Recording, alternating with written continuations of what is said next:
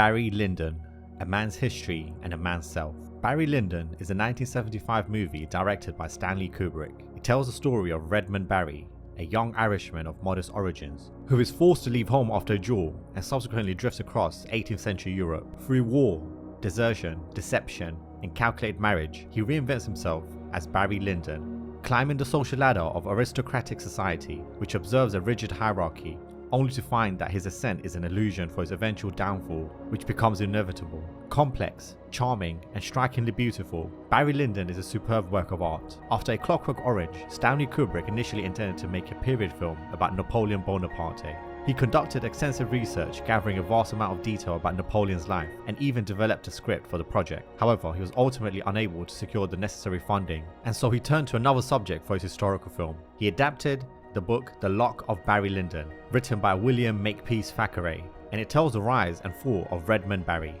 At its core, Barry Lyndon is not merely a period drama, but a meditation on a theme I find particularly compelling, which is that relationship between the individual and history, and the impersonal mechanics of society, especially high society. Kubrick places a single man at the center of vast historic forces, yet deliberately chooses a protagonist who is, in many respects, unexceptional. Redmond Barry is not brilliant, not especially skilled, nor intellectually curious. He lacks ideology, conviction, or even a stable sense of identity. He is fundamentally an opportunist. And yet, this is precisely the point. Barry's mediocrity is not a flaw in the narrative, it is its engine. By placing such a figure at the center of the story, Kubrick suggests that history is not shaped solely by great men of vision, but also by ordinary individuals navigating systems that they barely understand. Barry drifts through the major events of his time, in particular the wars that ravage Europe, without fully grasping the causes or consequences. In one of the film's more striking ironies, he even ends up fighting for opposite sides, as if allegiance itself was arbitrary. War, in Barry Lyndon, is stripped of ideology and reduced to mechanism, one more structure within which individuals are moved like pieces on a board. Yet Barry is not entirely devoid of qualities. If he possesses any defining trait, it is a kind of reckless courage. This courage, however, is not rooted in honor or principle. It's closer to instinct or even ignorance. He advances not because he deserves to, but because he does not fully comprehend the risk. In this sense, his rise through society is less a triumph than an accident, a byproduct of chance encounters, bold gestures, and the ability to seize opportunity without reflection. This brings me to the second reason why I admire Barry Lyndon, its style, which I would describe without exaggeration as one of the most perfect ever achieved in cinema. Kubrick's visual language is not merely beautiful, it is deeply meaningful. Every frame is composed with precision of an 18th century painting, often lit by natural light or candlelight, creating an atmosphere that feels both authentic and strangely distant.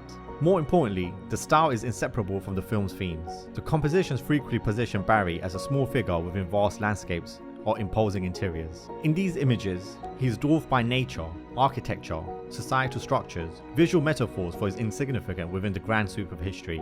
The camera does not glorify him, it observes him, almost clinically, as if he were just another element within a larger system. Even the famous zoom-out camera movements, slow, deliberate, almost detached, reinforce this idea.